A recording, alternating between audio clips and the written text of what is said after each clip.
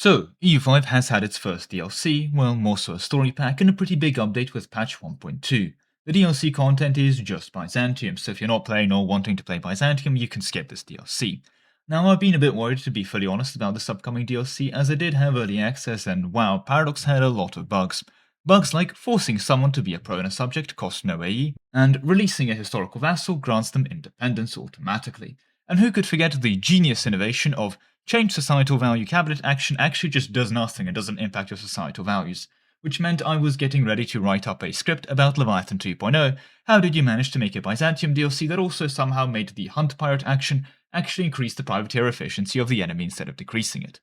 Anyway, Paradox would do something insane. They released a patch for the early access version before the DLC went live, fixing pretty much everything I just mentioned here.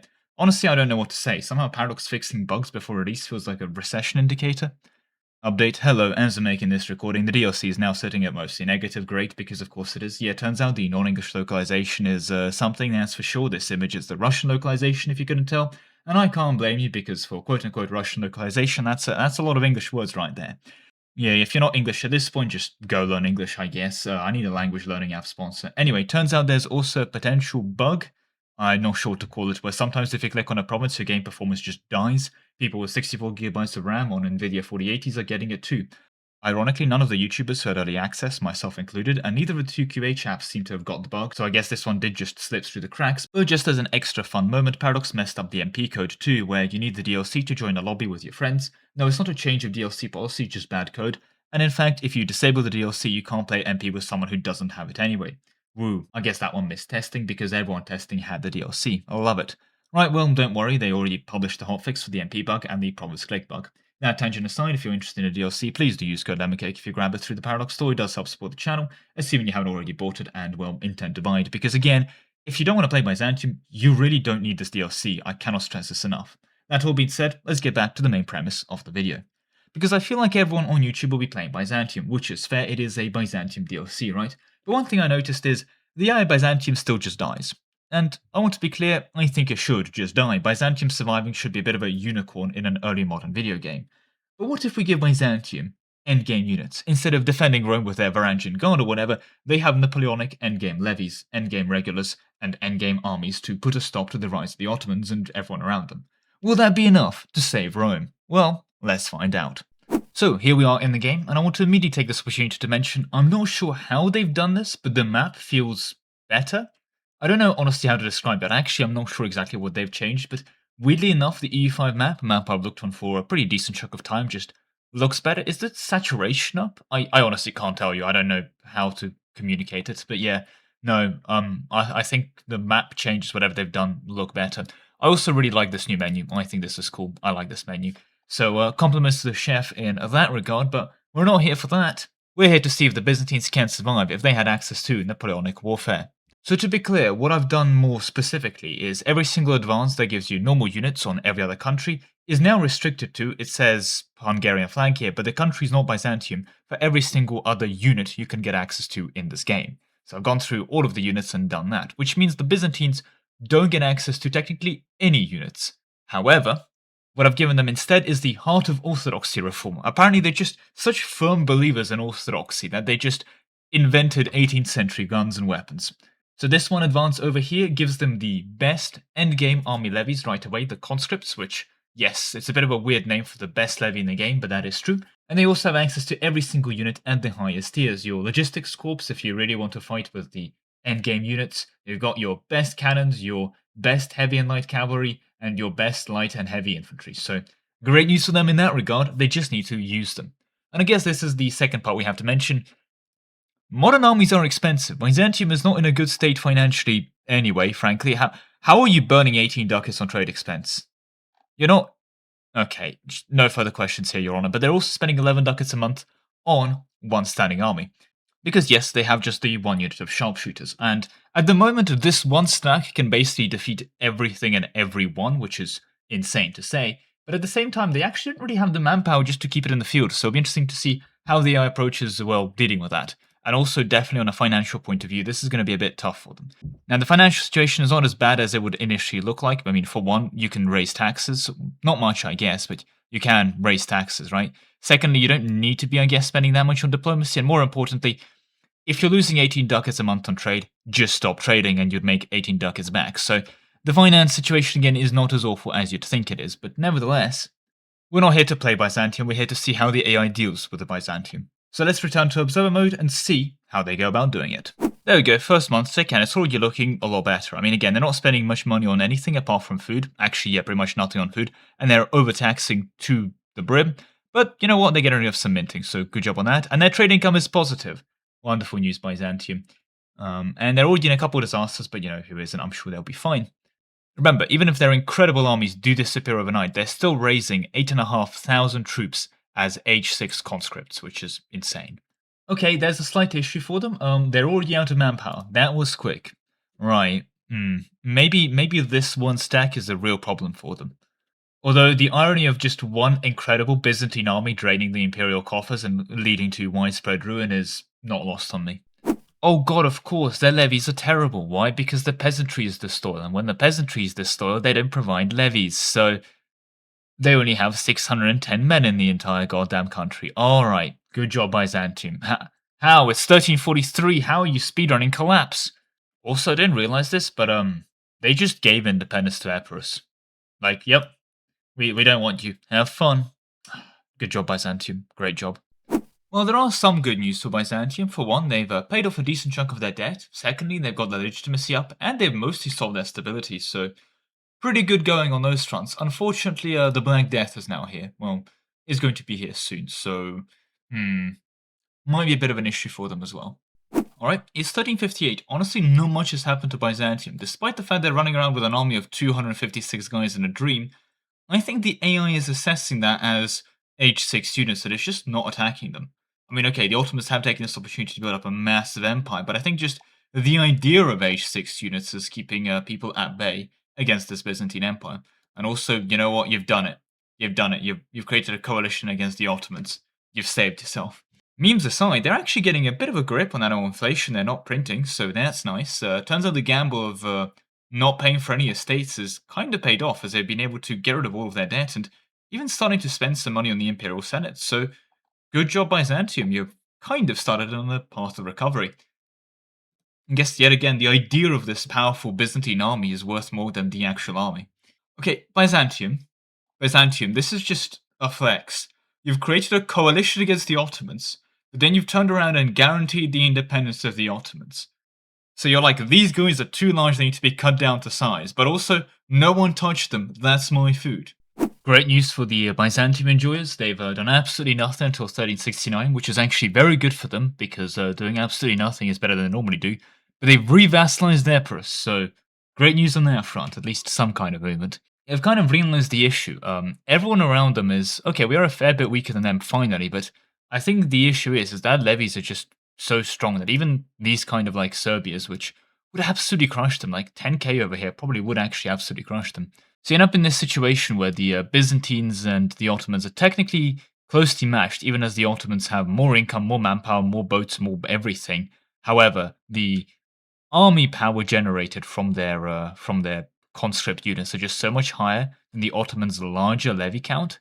So they kind of count as equivalent, and I don't think they're just starting any wars because of that, as weird as it sounds. I don't think it's an AI aggressiveness issue, because it's 1369, right? Granada's already gone, so Castile's already cleaned them up. Sultanate of Morocco's cleaning up Tlemcen, certainly. England's just decided to put a stop to that whole Scotland experiment while they can. And even Holland is out here taking over bits of England in the process, so I don't think it is an AI aggressiveness issue. I do think it's just created this pretty weird standstill nevertheless. Well, we'll see what happens. Incredible. Alright, the Ottomans have a new genius way of defeating the Byzantine Empire. What is that plan? That's right, they're invading Serbia. What? What? It's working! Yep, there's the landing. I mean, if they can somehow get their actual army over here, but the Ottoman naval invasion of Serbia is... What? Yeah, never mind about that Ottoman invasion. They all starved to death. Turns out they couldn't resupply... They're landing more troops. You haven't fed them. You've lost like 6,000 men already. You've lost 9,000 men. Mostly to starvation, mind you. Add more to the list. You need to feed the troops. What are you doing? Why are we landing more? The Serbs lose this. Okay, of course they do. Right, never mind. Turns out the Serbian army also can't fight.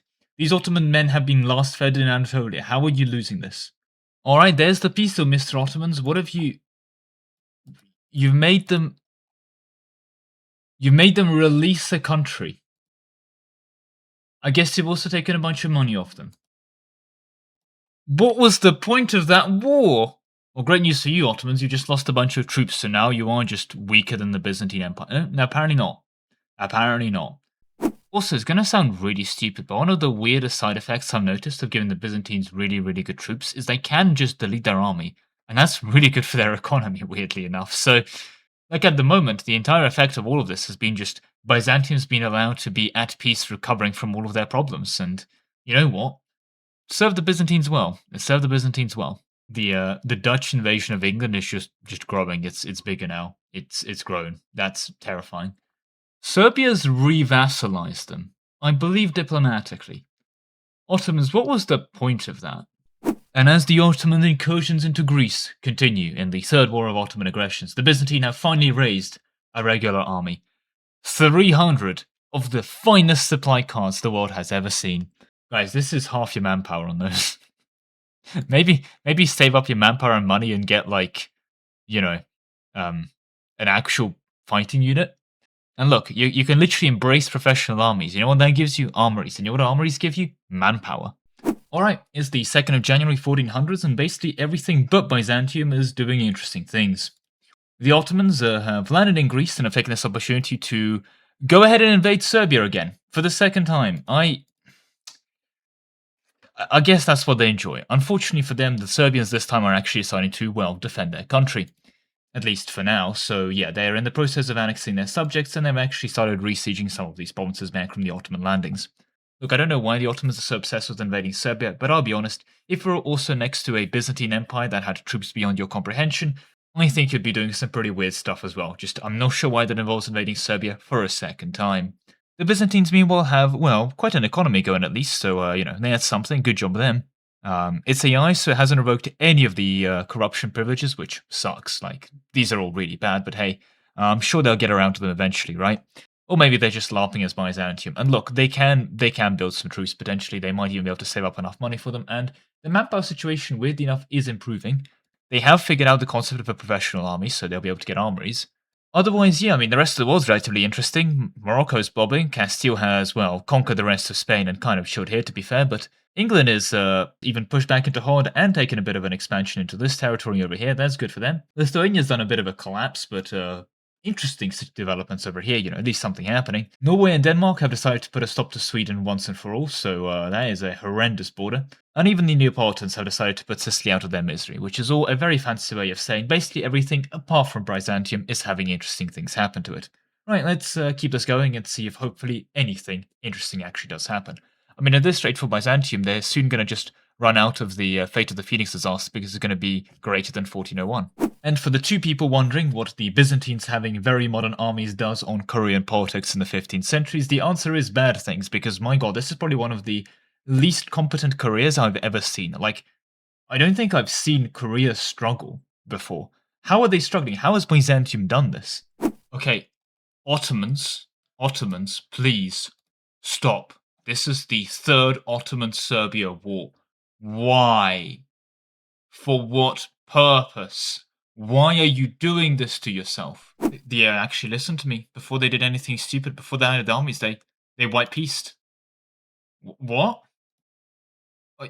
I mean, I guess that works. Good job, Ottomans. Now let's go and consolidate our power and maybe do something about this rising Byzantium. Okay, Byzantium's done it. They've actually built a really, really powerful unit. They have one unit of light cavalry, light dragoons, and these guys, they actually have the manpower for, and they managed to afford it. Maybe they were just playing the late game the whole time. I mean, look at this beautiful economy, wow. Well, it's 1438, and the Byzantines have put a stop to the invasions of Serbia. How? They've allied them. Actually, they've just unallied them, so maybe something's going to happen. Or at least something has happened, as the Ottomans have decided to invade Cyprus. Yeah, I'm not going to lie, the Byzantine reaction to having the strongest possible kind of army in the entire game has been to turn around, not even they haven't even bothered to grow their economy. Honestly, they've just kind of sat there. Frankly, they haven't got rid of any of this corruption, and they're just kind of sitting there enjoying their wealth and prosperity. No one's bothered to restore the Roman Empire or anything. They just kind of held this thing together, and everyone's just sitting around stealing money from the treasury, being corrupt. They built Constantinople up. Congratulations to that. But I guess that's just so they have buildings to steal money from, and that's about it. They haven't gone to any wars. It's fascinating because I don't think it's an AI aggressiveness issue. Honestly, everyone else has. I mean, Muscovy over here has grabbed so many vassals, they're basically on the path already to go form Russia. Right? Like, look at this list. They're doing pretty well. The French are doing French things. They've kicked England out of the mainland. The Timmies are definitely trying to LARP as some kind of a Mongol successor state, given their places of expansion. And we're honestly at the point where the Duchy of Theodoro has done significantly and noticeably more expansion than, you've guessed it, the Byzantine Empire. That's really the state we're at. I don't know if this is a good analogy or not for the Byzantine state, but they can't be bothered to do anything. They're just sitting around there abusing the fact that their army's basically invincible and just sitting there being corrupt and stealing money from the treasury. The Ottoman invasions of Serbia may have been very stupid, but at least they tried. The Ottomans pieced out for a treaty port on Cyprus. Turns out the Ottomans just wanted a little bit of Cyprus. They didn't want the whole thing. Oh god, okay. Well, that's even uglier, but that's the state of that war. I mean, Cyprus had no friends. They just walked in there, took that province, and went, you know what? That's enough. We're done here.